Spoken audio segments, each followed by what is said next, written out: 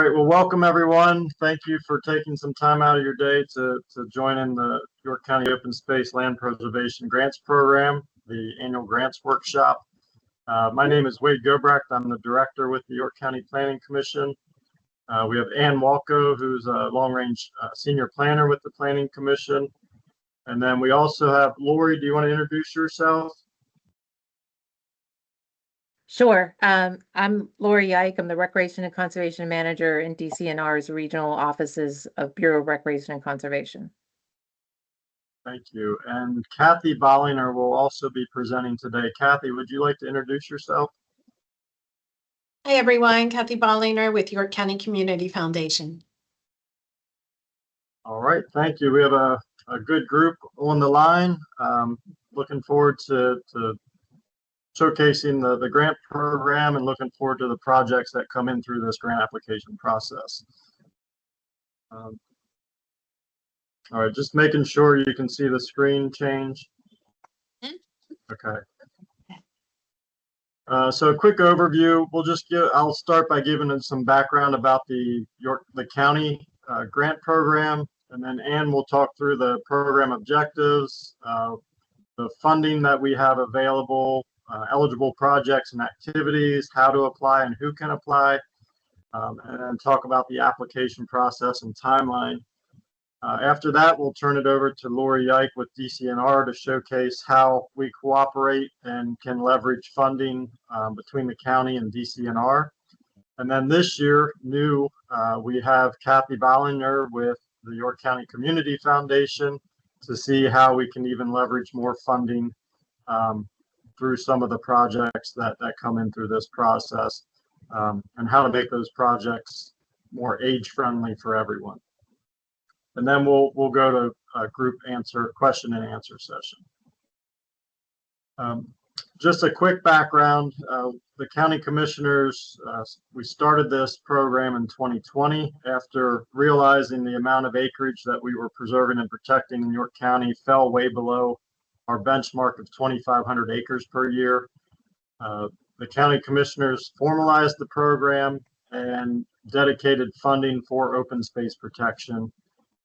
Through that, we were able to meet and exceed our benchmark goal of preserving and protecting over 2,500 acres per year on average.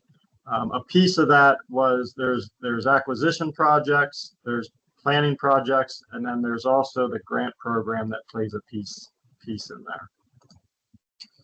there. In 2024, specifically, between conservation easements through the county's agricultural preservation program and Farm and Natural Lands Trust, we preserved over 2,500 acres. York County Parks received some funding. There's a new park in Fairview Township that they're working on. And last year, there was 132 acres of wooded property being added to the county parks through this program. The grant program, there was one acquisition project, and that was 140-acre property along the Susquehanna River. And then there's also property, open space land that gets dedicated through the subdivision and land development process. So in total, we were able to protect and preserve 2,993 acres in 2024. Over the 5 years that this program has been in place, for the grant program itself, we were able to give grant funding that's leveraged by other funding sources to protect almost 1,200 acres through 11 properties, ranging from a property smaller than 1 acre in Glen Rock Borough, Krebs Park, up to Camp Tuckahoe. There's 370 acres in York County, and that's part of a bigger piece that goes into Cumberland County. I think the total acreage is closer to 900 and some acres that are between the two counties. We've also worked with municipalities. There's been 12 planning projects supported through the grant program, 4 master site plans, 3 county comprehensive plan updates or municipal comprehensive plan updates, 2 park and recreation and open space plans, 1 feasibility study and 1 restoration plan, and 1 zoning ordinance update. The county commissioners have also requested that we funnel the Marcellus Shale funding through this program. We started that in 2022. And through that time, 37 projects were supported through grant funds from the county. Those include park and playground improvements, ADA boat launch, preservation work, municipal and nonprofit partner projects, and the funding is distributed around York County, which you'll see shortly. Specific to last year, we had the $300,000 to the Lancaster Conservancy for the 140-acre property in Hellam Township. We were able to support 2 planning projects. Shrewsbury Township, they are developing their Miller Park Master Site Plan, and York Township is doing a comprehensive park and open space plan. They received $25,000 for that. This is a list of the projects that are improvement projects that are awarded through the Marcellus Shale funds. The max last year was $40,000. Ann will talk about some changes to the maximum amounts, but it was for a variety of projects throughout the city and the county, from composting toilets to park improvements to indoor training facilities, Veterans Memorial Park, basketball court renovations. So it's a wide variety. You can see last year we had a total request of over $787,000. The amount available was $330,000. So we were able to fund about half of the request from last year. As you can see, this map shows the projects funded over the last 5 years. We have an open space committee that reviews and ranks the projects and makes recommendations to the county commissioners. We try to get the money spread throughout the county so that all communities can benefit from the projects. As you can see from the map, I think that's working fairly well. So that's a brief background of what's been funded in the past and the types of projects that have been funded. I'll turn it over to Ann at this point to talk about this year's application process and just an overview of the grant program. So Ann, if you want to take back control. I would love to. Okay, and I'm going to advance us to the next slide. Specific to our open space grants program, the funding is in place to help supplement land protection efforts within the county and protect and preserve additional open space. Eligible applicants for this funding would be all of our York County municipalities, the York County parks, and 501c3 organizations that have land protection, natural resource protection, recreation in their scope of work. Funding can be used for 3 purposes. The acquisition funds are to purchase land for parks and to protect natural resources. And there's a segment of the funding for planning initiatives, which we had talked about before. We have funded municipal park rec and open space plans, the restoration plan for the Wallace Cross Mill, one of the county park properties, a variety of things, master site plans and feasibility studies for new parkland that come into the system. And the third is the previous Marcellus Shale legacy funds, which are the improvements funds, which our municipalities and nonprofits are eligible to apply for. Starting with the land acquisition, this property purchased with grant funding must be publicly accessible at some point. And the grant funding cannot be used to purchase any structures or to make any improvements. It's strictly for the purchase of land. It's to protect natural resources around waterways or wildlife habitats, or to increase the amount of acreage of parkland that we have in our county. The changes that Wade had referenced before are with how we are determining the maximum grant amount and how funds would be distributed. Starting this year, the maximum grant amount remains $30,000, or the project cap remains $30,000. $300,000, but you can apply for the full $300,000 at one time. We used to have a cap where a lot of times projects would have to apply a second year. So we feel for the efficiency of being able to assist them with the land purchase and all of the requirements to purchase land, the maximum cap allowed up front is more efficient for our applicants.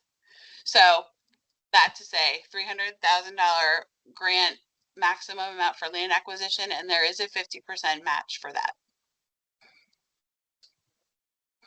Our planning assistance grants, there's $25,000 maximum, and they are used to conduct studies for different planning studies, update municipal comprehensive plans specific to natural resource protection, farmland preservation,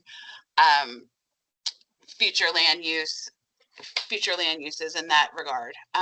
Also studies for master site plans, feasibility studies, the whole list that we sort of went over just before.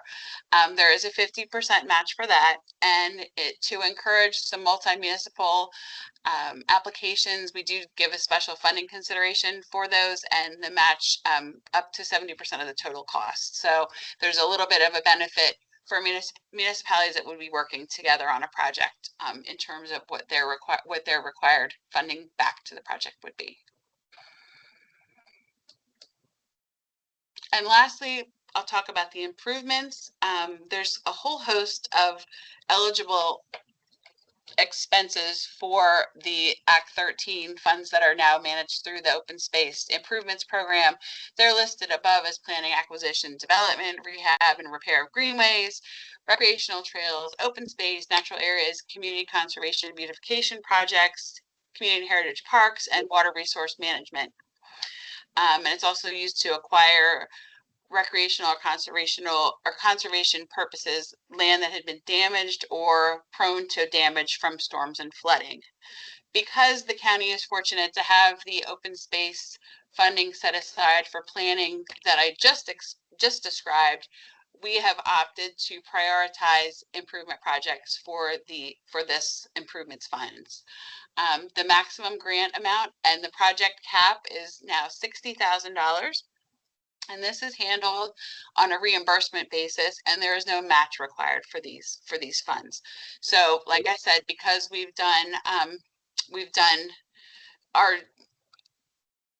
made the planning money available through the other avenue of funding, the Act 13 improvements funds is concentrated solely on improvement projects, and they range from picnic pavilions to composting toilets to an accessible boat launch. There's been a wide range of projects that we've been able to support with those funds.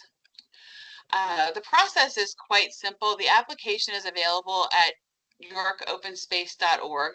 On that site, interested applicants would request an application, and we would go ahead and send you a link to the application. Those applications are due back to us by September 30th. As Wade had said, we have a committee that reviews the applications based on completeness, consistency with the criteria, and the geographic location of the project.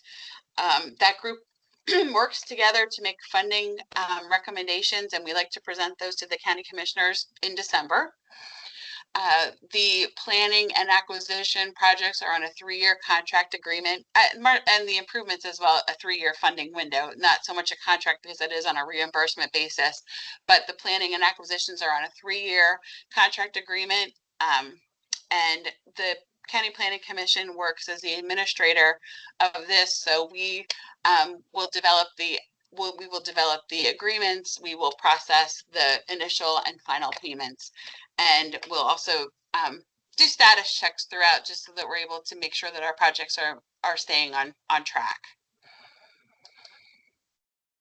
So I did just talk a little bit about the timeline. So our grant period opened the beginning of last month.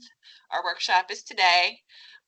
The application period does close in the end of September, and our recommendations to the commissioners by the end of 2025. So if you're applying for some grant funding this round, by the end of the year, you'll know yes or no. So we like the nice turnaround time for that. I think that helps those who are applying to kind of pivot on that information and move forward sooner rather than later.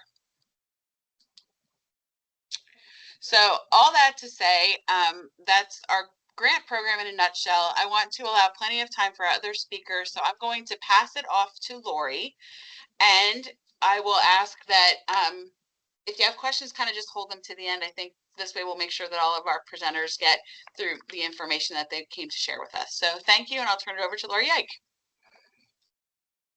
Okay. Can you all see me? Hello? Can you see me? I cannot, I see All a right. black screen. All right. Can you Same. see that? Oh, now I Sure. can see you. Okay. Yep. All right. Well, good afternoon, everyone. As Ann and Wade said, my name is Lori Ike. I'm with the Department of Conservation and Natural Resources in the Bureau of Recreation and Conservation. And I'm going to talk about our grant program. And just start off by saying we require mostly a 50% match. And the funding sources that are discussed today from York County and from the foundation, from Fish and Boat, can all be used as match towards ours. So our bureau is different than when you think of state parks and state forests and DCNR.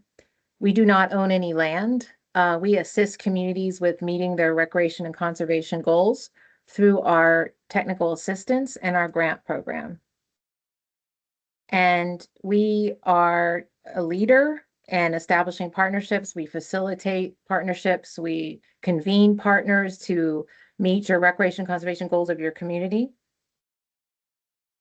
Can't do that alone. So we do that through our grants, technical assistance, and partnering with you. So the types of projects we fund are park rehab and development, planning projects, acquiring land, trail right-of-way, open space, trails. That would be planning, acquisition, and development of trails, ATV and snowmobile, rivers conservation projects, community and watershed forestry, and state and regional partnerships. In the next couple slides, I'm going to go over a little more detail about the types of projects we fund. Now, first, before I do that, we're going to talk about who's eligible. So in a couple slides ahead of this, we acknowledge that we have a funding source. The largest funding source is our Keystone Fund. And that comes from whenever property is bought or sold, there's a real estate transfer tax, and we get a small percentage of that. Under that legislation, municipalities are eligible for funding.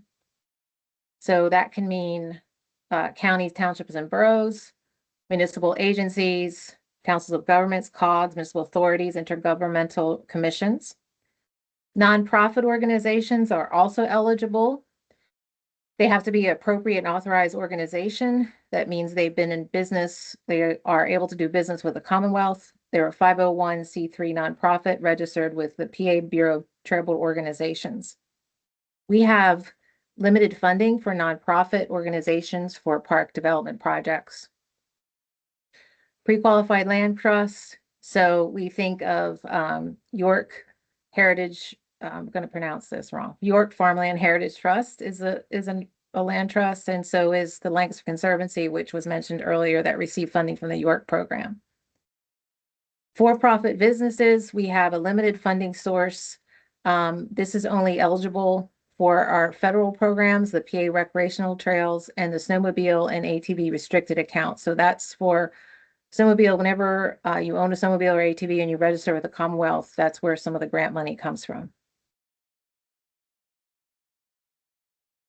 So just as a timeline of our program, just want to emphasize that if you're looking to do something quickly in 2026 or early 2027, with the exception of sometimes of land acquisitions, this is not the program for you. As you can see, our grant workshop is November 6th. I put a link to the registration in the chat. January, what's new this year is our grant round opens in the portal. So the grant portal will open on January 12th and it'll close on April 30th at 4 p.m. So it's a little bit later. Then after the applications are received, there's an extensive review process that occurs in the spring and summer of 2026. Fall of 2026, the final decisions are reviewed by executive staff and the government, and the announcement typically goes out in the fall. However, this year, there's a budget impasse, so our grants will not be announced before that budget is passed. So just giving you a heads up on that. If you're awarded funding, if you applied in April, your grant contract would begin January 1 of 2027. It's typical when it begins. And then the earliest your project will start most likely will be in spring, summer 2027. The exception is when there's an acquisition and the landowner wants to sell right away. We can sometimes grant a waiver. But one thing to always keep in mind is when you're applying to DCNR's program, is to know that if you expend funding for your project, whether it be match or for whatever you're asking us for, it's not going to be eligible for reimbursement until you have a grant contract. So it's very difficult to begin your project without the grant contract. Yes, the DCNR awards are completely different than those just discussed. That's York County's program. Just answering the chat. Okay, so how we fund, we have state and federal funding. I just went through that a little bit. In the line item of budget, there's a heritage area and other parks fund. That's for you, like for example, in this area, we have the York Heritage, sorry, not the York Heritage, Susquehanna National Heritage Area. There's a snowmobile restricted account. I went over that, the ATV restricted account, and the Keystone Tree Fund. Also, we have Growing Greener. That's another state fund, which is smaller amounts that we use and save for our nonprofits. The Growing Greener Fund comes from whenever trash is hauled across the Commonwealth, and it's a tipping fee. The Keystone Fund, as I mentioned before, was passed in 1993. And this comes from the real estate transfer tax, DCNR, and other agencies, state agencies such as PHMC, Pennsylvania Historic Museum Commission. They receive a small bit of funding from this tax. Federal funds, yeah, I know there's a lot of questions about that these days. The Federal Land and Water Conservation Fund comes from whenever there is offshore drilling. The states typically administer that. It goes down to each state individually. And we, DCNR, the agency that manages that fund. We also have the Recreational Trails Program. That comes whenever there's a gas tax. So we get funding for those. We call that PRTs. And then the Highland Conservation Act is another federal program in which York County is located in. And that funding, as Wade mentioned before, was used, for example, to acquire the Big County New Park in Fairview Township. And that leveraged our funding with Keystone to help acquire that property. I just want to mention as a disclaimer, it isn't really that important that you say, oh, we're going to apply for Keystone, we're going to apply for Growing Greener. You talk to your regional advisor, which is me, and we work that out after the application is submitted, or if it's a federal grant that you're applying for, we will assist you in meeting those certain requirements. So don't worry about that right now. As I mentioned earlier, most of our grants require a match. Typically it's 50-50, we match $1 to dollar. The match must be secure with letters of commitment at the time of the application. And as I mentioned, if the match is spent before the grant application period, then it's not eligible for reimbursement. And Lori, if this is Wade, if I can just jump in kind of to go along with the last question. What you're hearing today, the county program is a separate grant program from the DCNR program, which is separate from the grant program through the Community Foundation. But we realize there's matching requirements, as Lori had just alluded to, and we work very closely with Lori and will do so with the Community Foundation to help.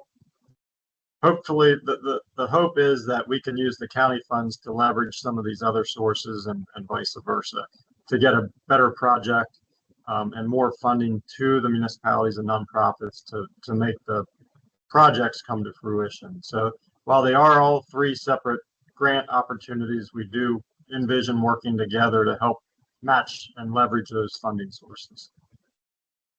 Thank you, Wade. And again, if you have other questions about this, certainly, our contact information is here and we would be happy to answer your questions after the workshop. So matching sources, went into that a little bit, and so did Wade, about most federal funds, local funds, private funds, state funds. So I'm not going to use acronyms to be respectful of others, but DEP, so Department of Environmental Protection, their funding can be used to match ours. DCED, Department of Community Economic Development, they have a grant program that can match ours. Penvest, there's all sorts of opportunities to match our funding. Just be sure to talk to, I'm your regional advisor, to talk to me about how that would work. The non-cash, that would be, so in-house labor, for example, if you are rehabbing a playground and your workforce has the skills to dig the footer for the drainage, put in the mulch, the safety surface, and construct the playground with the new equipment, then that can be used as match. It is trickier, harder to administer with non-cash match. I will always say that. So equipment use, if you needed a backhoe to dig that footer, that would be eligible. Volunteer time, and then donation. So let's say, for example, you have on your borough council or on your township supervisor board, you have a landscape architect, and he or she is able to do the site development drawing that's required for the application, or, oh, that would be before the application is submitted. So let's say they're able to do the engineering after application is funded. That service can be used as match.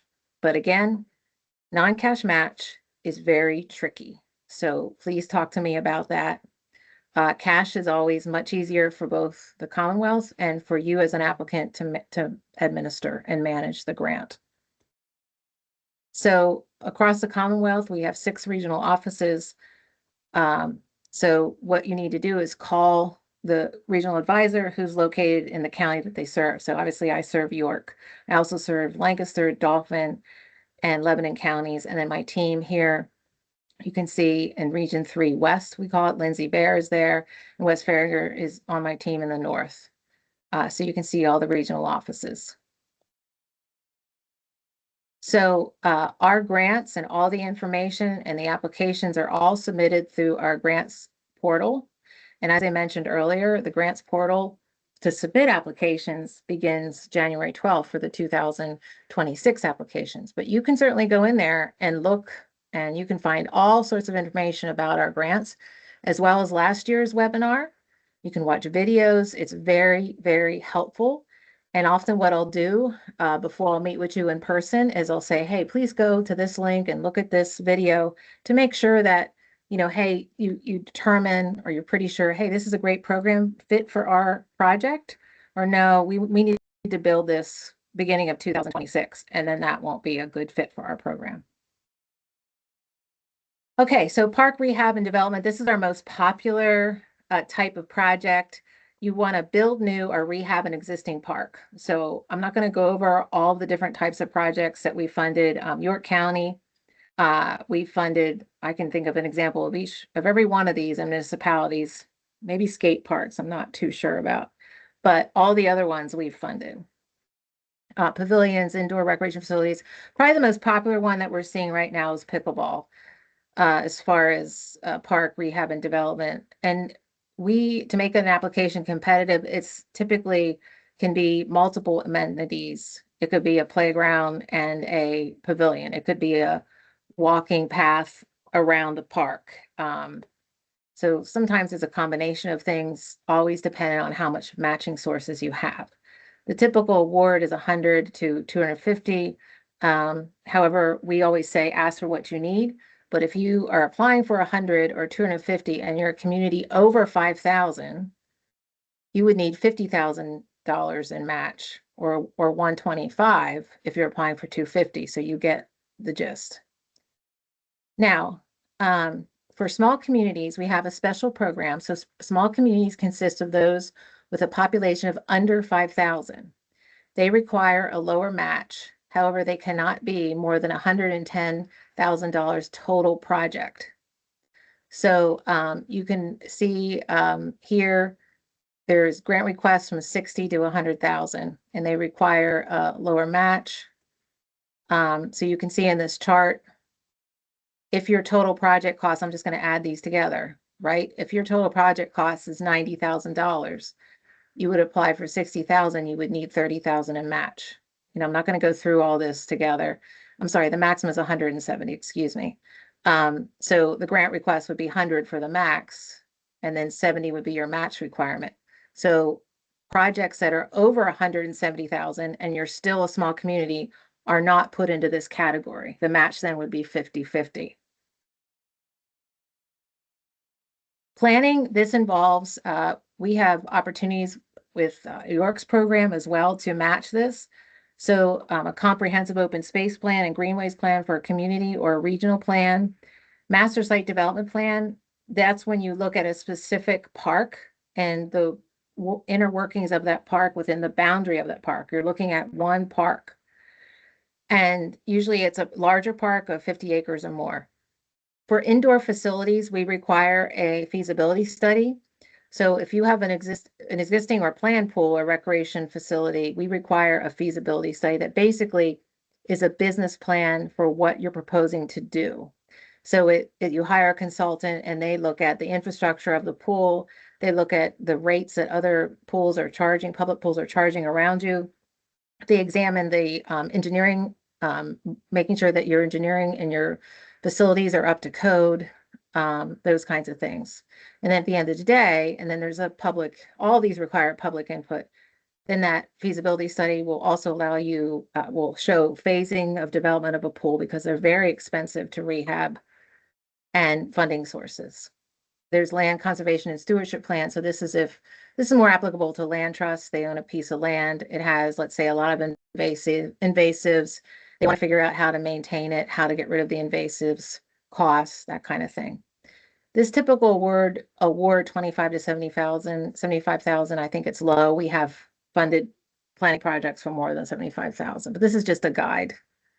When we do planning projects and you're preparing your application, we request that you develop a scope of work. So that would be an itemized scope of work. So that would be everything that you want the consultant to do and a list, itemized list. And then you send them a form that has all these lists, and then you send it to 2 or 3 consultants, and then they write how much it's going to cost for each one of those itemized scope of work. And then you can develop a total project costs, and you can average them together and say, okay, if we want to do a comp plan, this firm said 50, this one said 70, so we're going to apply for 60. And then you know how much match you need, 30, and you know how much grant to application, how much money to apply for, you need 30. So that's why we always recommend you send your scope of work and request, estimated cost. Acquisition. So as we talked about earlier, I guess I'm going to talk about York County's new park, York County Parks new park in Fairview Township, because we're so excited about it. So acquisition of habitat, park and recreation areas, greenways. They have to do some planning on that project yet, but it's acquiring land for public use. The typical award, 150 to 500. If it's a land trust, those figures go way up. They can be million. I've seen 2 million, depending on how much funding we have for acquiring land for open space or critical habitat. ATV and Snowmobile Club, Snowmobile Club, ATV and Snowmobile. This is for motorized trail projects. So planning, acquisition, development, rehab or equipment purchase for ATV and Snowmobile. We don't have that. I've rarely in my 26 years even had an application in York County for ATV and Snowmobile. I think I've ever had one. But there's 2 rounds. There's a spring round and a fall round. So rivers conservation. So this is beyond rivers. This can be streams. This can be creeks. But it's for funds related to water-based recreation and conservation projects. So stream and wetland restoration, boat launches, boardwalks, fishing access, watershed plans. This is one where we often see boat launches and fishing access. We can match PA Fish and Boats grant program with ours, and we've done a lot of projects with that.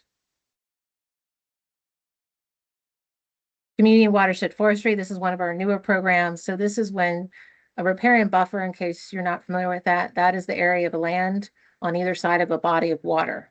And often what you'll see if stormwater isn't managed properly is that it's severely cut and it's channelized, so deep sides on each side of the creek. And for example, in Oil Creek in Heidelberg Township, they received a DEP grant to de-channelize that whole creek.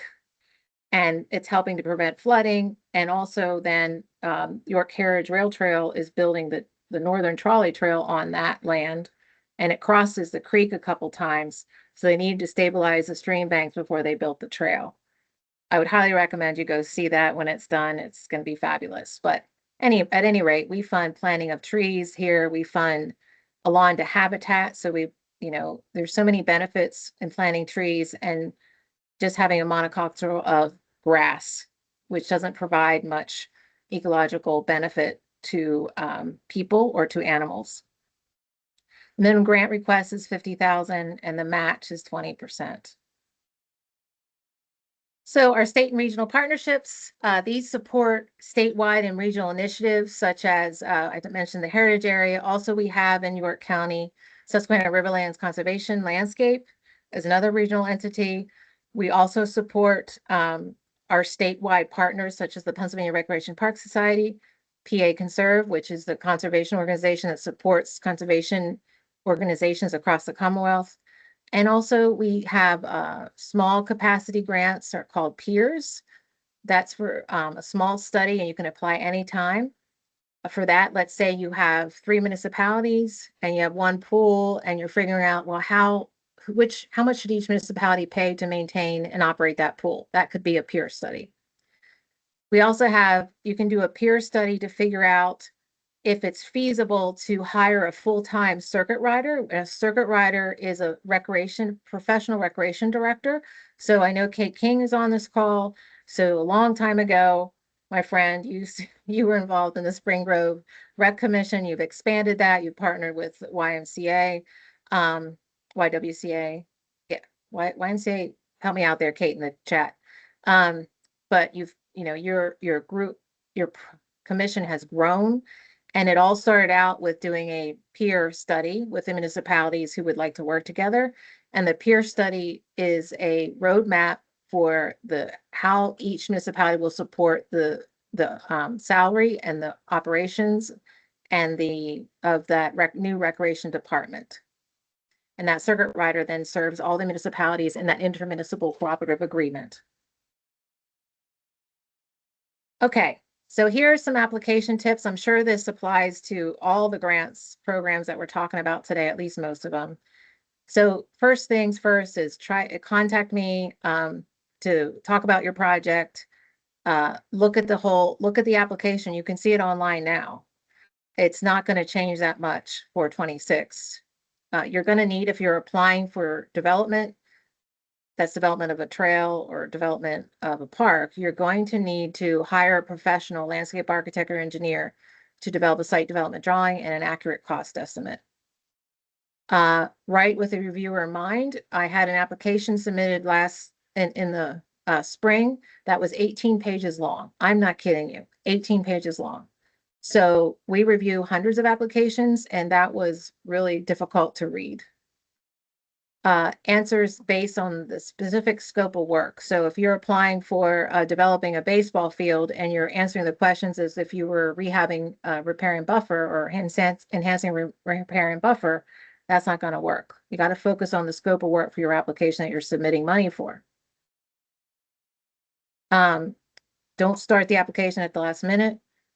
And one of the next slides, there's a checklist for every type of project. Look through that checklist and figure out what you need to do and plan accordingly. Don't reuse the answers. Don't use generic letters for partners. You want to specify what that partner is doing. And don't assume we know the details about your project.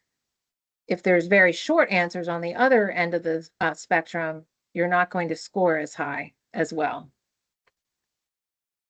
Okay. So what you need to do is tell the same story for your application. The scope of work, which is what you want the grant to pay for, should reflect what's in the site development drawing and also should reflect what's in the detailed budget. They all should tell in detail the same story. So if it says develop 10 miles of trail, 8 feet wide, it should specify that. It's going to have 2 trailheads with handicap parking, and we're planting 10 trees. All of that should be shown here and in your budget, not a lump sum budget. Please, we need to know the details.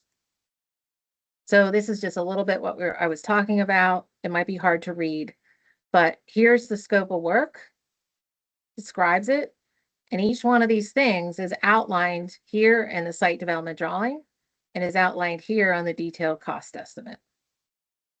This is what an engineer or landscape architect will help you with.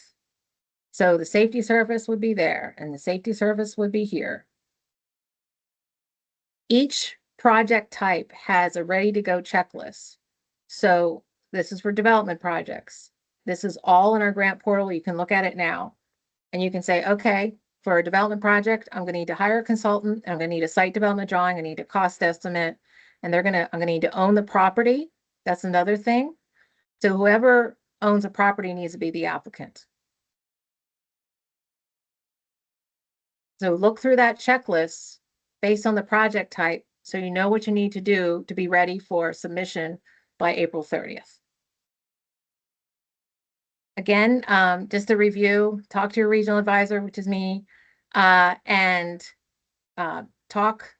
decide who you want to find a consultant. Other municipalities can give you a reference for a certain consultant. I can't do that as a Commonwealth employee. Ann and Wade maybe could, but I can't. And also, there are folks on this call who've applied to us before. They can give references. I highly recommend that whoever you apply, make sure that they're familiar with DCNR's grant process. What I hate to see is that a municipality that doesn't have many resources uses what little resources they have to hire a consultant that is not familiar with our application process, and then the grant is not competitive because they're not familiar with our program. All right, that's it. Thank you, Lori. I know I see some questions in the chat, and we will review them once Kathy has done hers. So if you have questions, save them for the end or put them in the chat, and we will be happy to answer them. But at this time, we'll turn it over to Kathy. And Kathy, you can take control and flip through the slides. Okay. Hi, everyone. It's great to be here today. As you know, I'm Kathy Bollinger with York County Community Foundation, and I'm really excited to share why I'm here today. Now, I am trying to advance the slides. There, can you see? Does it say charitable organization founded at Yep. the top? Okay, Yep, thank that you. looks good. All right, thank you. So for those of you who don't know who we are, we're a nonprofit organization that is all about transforming our community and really creating a York County where everyone thrives. So you can see by the slide our assets that we manage, the amount of grants that we give out, and the generous support we have from donors. But how it works is donors will create a fund at the Community Foundation. It can be directed towards a specific topic or focus, or it can be on directed. And then those are invested, and then the proceeds off of those funds are used to grant out to our York County community. And you can see $10.8 million was granted last year. Now, I'm here today because we have a variety of grants programs. This is just a few of them, but I want to pull your attention to number 3, the Hahn Home Fund for Embracing Aging, and the very first part of that bullet point where it says age-friendly concepts. So we do a lot of work, especially for the municipalities. We have a lot of interest in housing and transportation development and so forth, but we also are very interested in having more age-friendly, age-inclusive thinking in our community designs.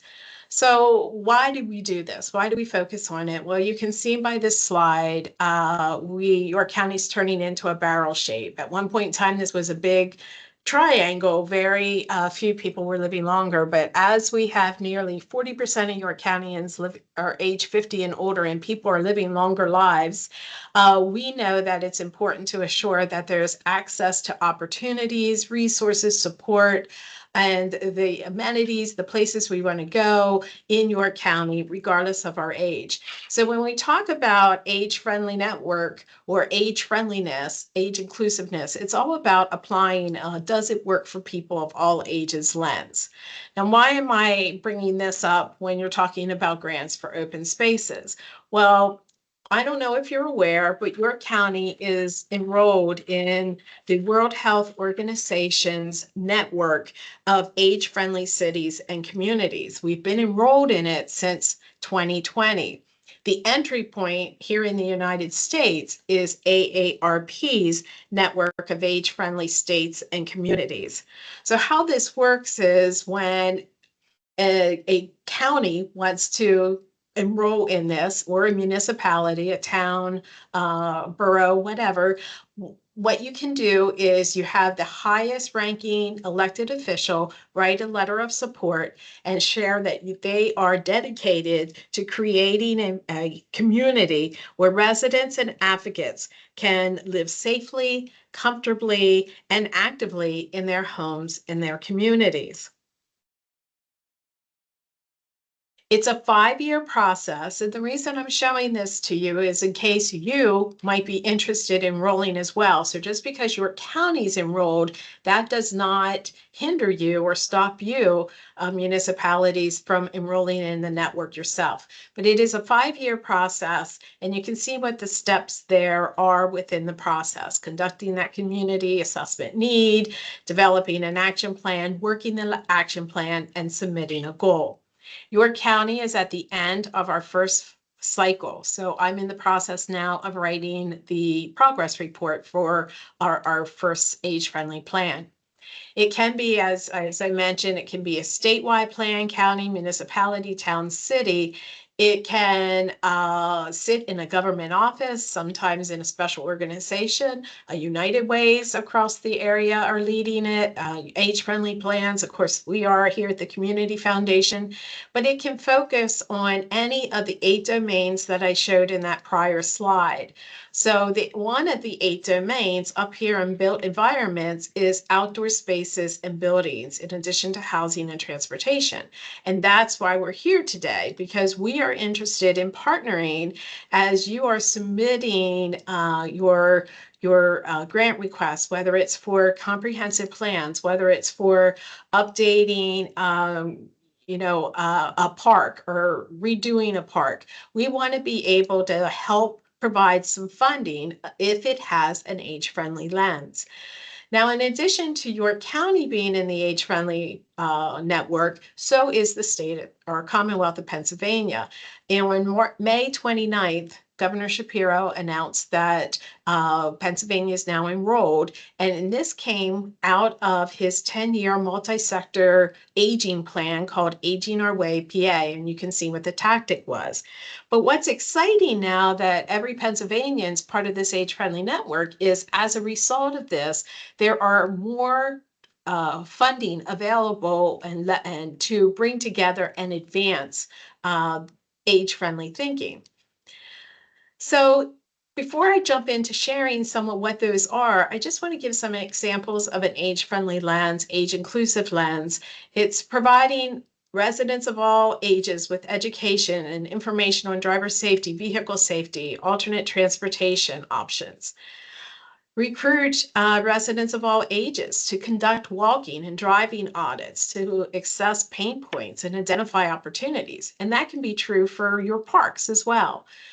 In parks, ensure walking paths at parks are paved and wide enough for strollers and wheelchairs to move side by side. There is an age-friendly park in West Manchester Township called Happy Trails. Happens to be within the property of Normandy Ridge, but it is a West Manchester Township park. It's great place to go and visit, and you can see some of the age-friendly components. You want to provide benches with backs and armrests under shade trees. And for those when we talk about housing, adopt the least restrictive accessory dwelling unit ordinances as possible. These are just some examples of age-friendly lens. So reason I'm here is to say that we are a resource for you. Michelle Mummert, who's our VP of Grants and Community Engagement, and myself, we are here to help you better understand what we mean by age-friendly. We're a resource to sit down and consult with you. We can help you apply that lens, and in doing so, it might help your grant, get some dollars from the Han Home Fund that's going to help support and advance the age-friendly work.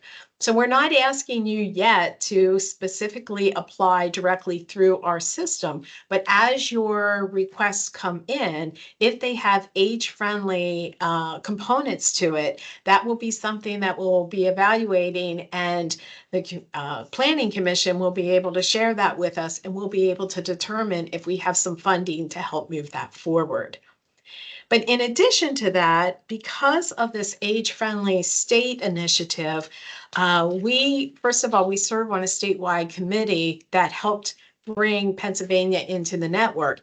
And on that committee are representatives from the Pennsylvania Department of Community and Economic Development.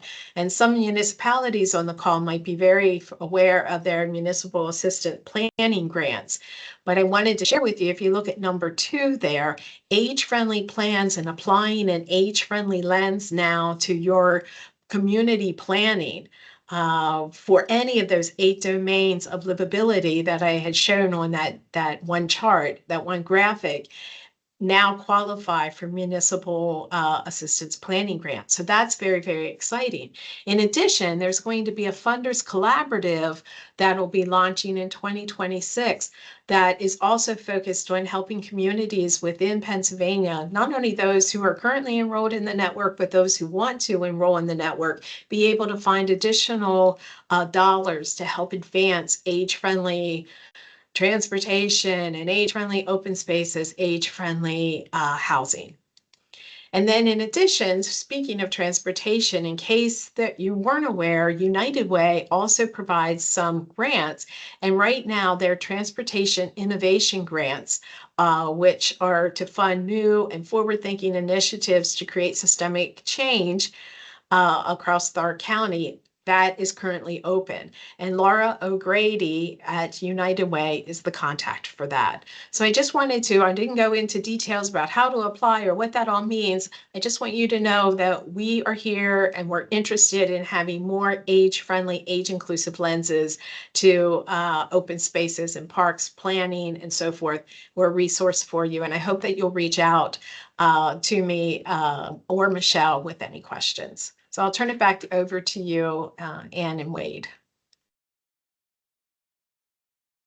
All right, thank you, Lori. I hope everybody is taking away some of the important pieces, that there are a variety of resources available to help leverage funding and maybe make a project that's better in the end for every resident in your community. You'll see the contact information for Ann and I here at the Planning Commission, for Lori with DCNR, and for Kathy at the Community Foundation. I will open it up to questions. There's 2 in the chat that I think we can cover fairly quickly. There was a question about who owns land before it's preserved. Is purchasing land part of grant awards? From the county perspective, outside of the grants, we do have easements that are placed on certain properties through the County Ag Pres and through the Farm and Natural Lands Trust. Those are maintained by the owner of that property. There's just a deed restriction put on to limit future development. Through the York County Grants Program, a landowner may reach out to a municipality or a conservation organization or the county and want to donate land or sell the land to that organization. So there is funding available to do a fee simple purchase to purchase that property by one of those organizations. I think similar to Lori's program, I'm assuming a municipality or conservation agency would either be approached by a landowner or would maybe approach a landowner and then go through the grant process to receive funding to make that transaction. Yes, that's how it works. So individual landowners are not eligible for our grant program. They need to work with a municipality or a nonprofit land trust. And we do fee simple and easements. So you're going to need whoever is applying and going to eventually own the land would need to be the person that does the appraisal. And that's one of the requirements for for an acquisition application is an appraisal. And that value, if it's say 200,000, and that helps you determine how much to apply to us for grant funding, because we do 50%, but it also can include closing costs of the appraisal. That's also eligible. And then, okay, somebody had a question about regional. Yeah, can municipalities join together for funding for a large project such as a splash pad or pool to qualify for a larger award? I can start from the county side. For our acquisition projects or improvement projects, it makes the application better if there's a regional effort, but the award amounts, I believe, would stay the same. Only for the planning projects could the award amount increase if there's a regional component. And I'll let Lori talk about her programs. Sure. So whoever owns the property where the project is going to take place would be the applicant. So it doesn't matter as grant funding whether you'll get more money if you have more municipalities joining together. However, it will make your application more competitive because you'll have partners that could potentially provide matching funds and other support towards that application. Thank So you. if I answered your question, Susan, if not, please give me a call or you can ask now or whatever you need.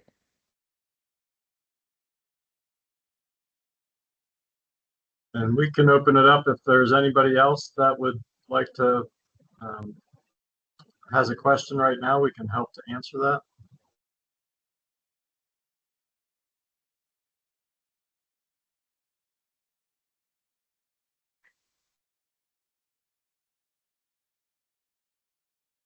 Okay, but one last chance. We don't hear anybody. You might be muted. If you have a question, let us know. I just don't like dead air, so I'm going to add something to this.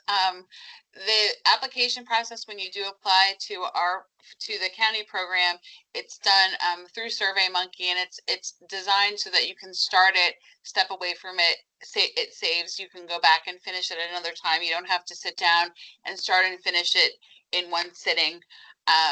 It's fairly straightforward. It's not a lot of narrative, but enough that we can get a good idea of what the project scope is and the benefits of the project. And if at any time when you're looking at that application, you have any questions at all, you can certainly just reach out and give us a call. We're more than happy to help. But I did want to just share that it is done electronically and there is the opportunity to go in and out of the application multiple times without needing to submit in one shot. So Our grant program's the same way. You can work on it. It saves it. And just in case I wasn't clear, we'll go over this in the grant webinar in November. But the way we determine who gets funded is how the applicant answers a series of questions, just like York's program. Then a team ranks and reviews those applications. The highest scoring application receive funding first until the money is exhausted. So that's how we determine it is competitive. And I will talk about timeline. Our grant timeline fits pretty well with the DCNR's timeline. We hope to have recommendations approved by December, and DCNR's program starts in January, so you would know whether or not you're going to receive funding from us. Question for Kathy: is there application period, or is that open to any time? Yeah, right now, our application process is closed for 2025. However, in this particular case, if it would be something that is specifically related to age-friendly lens to meet with your timeline, we would open it up and invite people to apply if we deem that there's a portion of their application that should come through for the age-friendly lens. I don't know if that made sense. We are going to be announcing our 2026 grant schedule in probably by the end of October, and that'll be on our website. But if it's specific for the timeline that aligns with the Planning Commission's grants, that would be something that I believe, and Wade and Ann, correct me if I misunderstand, but the way it's going to be working is if you are adding elements of age-friendly, it would be something that the Planning Commission would contact the Community Foundation on, and then we would determine dollars if that would be something, and then we would invite you to specifically apply through us. Wade and Yep. Ann, do I have that process correct based on what I How I understood? understand it. Yep, Yeah. that's Yeah, how I yep. understand it. As we review each application, we'll be in contact to help coordinate that. I'm just gonna answer this other question. All the new developments we have going on, could planning and municipalities require that for each one built, that they are required to set aside eco-friendly space, and then could use these areas be set up to possibly qualify for these grants. So, I'm not an expert in, municipal or subdivision ordinances. That would be the county planning department. But most municipalities these days have a fee in lieu of or mandatory land dedication. So when a developer comes in, there's an ordinance that each municipality has that says, okay, with this amount of acreage or this amount of development, the developer, you have to pay $20,000 or you have to provide 5 acres of park space. So it varies in each municipality. So what some municipalities do is they use the rec fees, sometimes it's called. So that 20,000 they have in their bank or in their budget, and they apply to us using that as match to rehab or build a new park, not necessarily in the location of where the development goes. Or if the subdivision says that the fee and you have to dedicate land within that development, then that land is, the land is preserved for park or open space. We don't have anything to do with that. And that is not eligible for our funding because it's a requirement by municipal law. There's no cost. So, but we can, of course, rehab those or put playgrounds in or whatever the community needs in those dedicated open spaces. I don't know if Ann or Wade have other thoughts on that. Yeah, I mirror what Lori said. I think if those lands are dedicated and turned over to the municipality, and then at that point, the improvement funds could come in and grants could be used to improve those areas. But if you have any questions about the land dedication or the fee in lieu of, some of our staff can help answer those questions and let you know which other municipalities might have those in place where you can get additional information.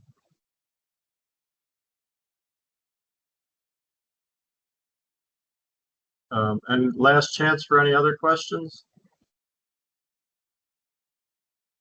We will be sending out the PowerPoint once this is done to everybody that was registered for the grants workshop. We will also be placing it on yorkopenspace.org along with the recording of this workshop. So if anybody has missed it that you know of, feel free to share that. But hopefully tomorrow or first thing Monday, we'll get that uploaded to the yorkopenspace.org website. That website also has program guidelines for the county's program, and then that's, like Ann said, that's where you would go for the county application. But if you have any questions for any of us, you'll have the contact information. Please don't hesitate to reach out to all 3 of the organizations if we can help answer any questions that you might think of after this workshop. Yes, and we have the November 6th webinar. I put that in the chat. And you have to, it's free, but you have to register to receive the link for the webinar.